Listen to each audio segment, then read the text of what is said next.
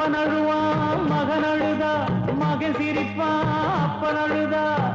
வந்த பாசம் வச்சதனால வந்தது கேடு, பிள்ளைக்காகப்பட்டது இங்கு எத்தனை பாடு அப்பா. நாய வளர்த்தா துணையாகும், சேய வளர்த்தா பகையாகும்.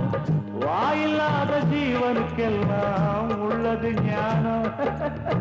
ஞானம் கெட்ட பிள்ளைய பெற்றா நமக்கு அவமானம்.